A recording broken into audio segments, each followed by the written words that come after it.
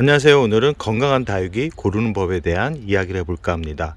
많은 분들이 이제 화원에서 예쁜 다육이를 많이 고를 거라고 생각을 합니다. 그리고 많이 구입을 하게 되고, 그러나 오래 키우셨던 분들 같은 경우는 예쁜 다육이, 건강한 다육이, 그리고 시간이 지나면 어떤 모습을 생각을 하면서 다육이를 구입을 하는데, 다육이를 처음 키우시는 분들 같은 경우는 단지 예쁜 모습에 반해 가지고 그냥 화분채로 가져오는 분들이 있는데, 오늘은 좀 정보를 좀 숙지를 하셨다가 나중에 화원에 가셔가지고 예쁜 다육이, 건강한 다육이, 그리고 시간이 지나면서 더 예뻐지는 모습을 만들 수 있는 다육이를 고르는 게 좋다라는 말씀을 드리면서, 그럼 어떤 다육이를 골라야 예쁜 다육이를 만들 수 있는지에 대한 영상을 담아 보도록 하겠습니다. 오늘 영상에 보이는 품종은 바닐라비스라는 품종이고요. 바닐라비스 품종 외에 모든 다육이가 아마 오늘 알려드리는 방법대로 구입을 한다 그러면 어렵지 않게 오랫동안 건강하게 키울 수 있을 겁니다. 다육이를 가장 먼저 구입을 할 때는 매번 말씀드리지만 잎이 깨끗해야 됩니다. 지금 바닐라비스 얼굴을 보면 아주 깨끗한 얼굴을 보여주고 있죠. 이쪽도 그렇고 이쪽도 그렇고. 이 다육이 뿌리가 좋지 않을 때는 가장 먼저 잎에 변화가 옵니다. 어떤 변화가 오냐면 잎이 틀어지거나 이 생장점에 잎이 변이가 온다 그러죠. 변이가 오는 품종을 가끔 비싸게 판매하는 분들이 있는데 그러지는 않았으면 좋겠습니다. 왜 그러냐면 변이가 온다라는 것은 뿌리에 이상현상이 발생해서 발생하는 부분이기 때문에 그렇지 않을 경우도 가끔 있습니다. 그러나 대부분 뿌리에 문제가 생겼을 때 발생하는 부분이기 때문에 변이가 온 품종들 같은 경우는 웬만하면 구입을 하지 않는 게 좋고요. 그래서 항상 잎 생장점, 이 안쪽을 먼저 보라는 거고, 그리고 잎 전체를 보라는 겁니다. 잎 전체를 봐서 가장 깨끗한 얼굴을 가지고 있는 화분을 골라서 가져오면 되고요. 두 번째는 화분을 들어서 이 잎 아래쪽을 꼭 보셔야 됩니다. 이렇게 보시면 잎이 떨어져 있는 것도 보이고, 이 아랫부분의 줄기가 어떻게 성장을 했는지에 대한 부분도 알 수 있습니다. 지금 바닐라비스 같은 경우는 제가 구입을 한 지는 한 달 정도 됐고요. 제가 처음 구입했던 이유는 이 다육이가 적신군생이지만 티가 나지 않고 우선 자구수가 많았고, 그리고 줄기가 건강했기 때문에 그럽니다. 좀 아쉬운 점은 지금 줄기를 기점으로 아랫부분에 보시면 가장 아랫부분에 이렇게 이 아랫부분에서 자구가 나와 있는 것을 볼 수 있죠. 그러나 이 붙어 있는 부분이 너무 약하게 붙어 있습니다. 이렇게 약하게 붙어 있는 줄기는 나중에 떨어질 가능성이 높고, 지금 영상에 보이는 이 줄기를 따라서 맨 끝 부분을 보시면 두껍게 붙어 있죠. 이렇게 두껍게 붙어 있는 줄기를 골라야 오랫동안 키울 수 있다라는 말씀을 드리고 싶습니다. 그리고 꼭 봐야 되는 부분이 뭐냐면, 이 아랫부분의 줄기가 가늘었는데 위로 올라갈수록 두꺼워졌다.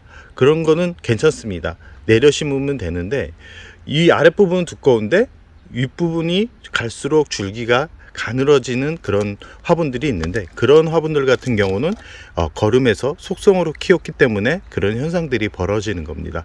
이 다육이 같은 경우는 햇살을 많이 보여줄수록 이 줄기가 두꺼워지고 잎이 균일하게 자랍니다. 그러나 빠르게 유통을 하기 위해서 이 차각막을 한 상태에서 온도를 높이고 거름을 주고 영양제를 주면 이 빠르게 자랍니다. 잎도 엄청나게 커지고요. 그러나 단점이 뭐냐면 줄기가 약하게 만들어진다는 겁니다. 줄기가 약하게 만들어지면 나중에는 이 약한 줄기가 무너져 내리는 경우가 많기 때문에 가정으로 가져와 가지고 키우다가 실패를 하는 이유가 대부분 이런 이유에서 발생을 합니다. 그렇기 때문에 이 줄기가 아랫부분은 좀 약해도 올라갈수록 두꺼운 줄기 같은 경우는 집에 와도 잘 무너지지 않는다. 그러나 아랫부분이 두꺼운데 위로 갈수록 얇아진다. 그런 다육이들 같은 경우는 좀 위험하다라는 말씀을 드리고 싶고요. 꼭 화원에 가가지고 화분을 꼭 들어보십시오. 들어보셔가지고 너무 가볍다라고 생각을 하시면 집에 와가지고 분갈이 시기는 아니지만 뿌리를 건드리지 않고 흙만 좀 교체하는 게 좋습니다. 왜 그러냐면 상토 같은 경우는 겨울에 물을 주면 안쪽에 뿌리가 움직이지 않으면 거의 곰팡이가 생길 확률이 높습니다. 상토를 오래 놔두면 곰팡이가 끼는 것처럼 화분 속도 마찬가지입니다. 뿌리가 잘 움직이면 곰팡이가 생기지 않지만 뿌리가 움직이지 않으면 곰팡이가 자주 발생을 합니다.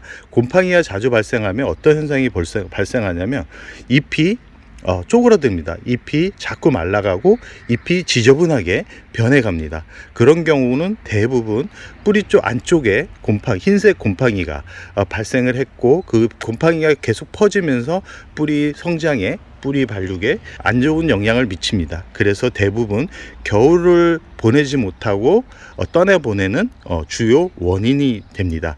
그리고 다육이를 구입을 할 때는 이 자구가 건강하게 태어나는지, 그리고 자구의 이 간격을 잘 보셔야 됩니다.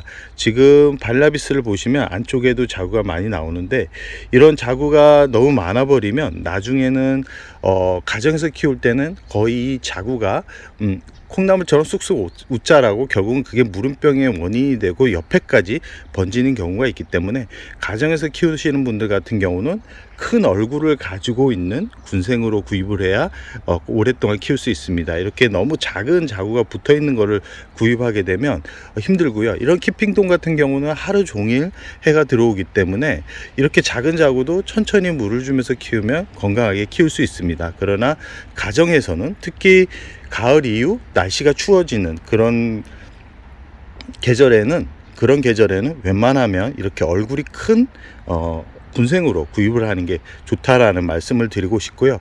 그리고 화원에 가기 전에 내가 구입하려는 그 품종의 가격은 꼭 알고 가시는 게 좋습니다.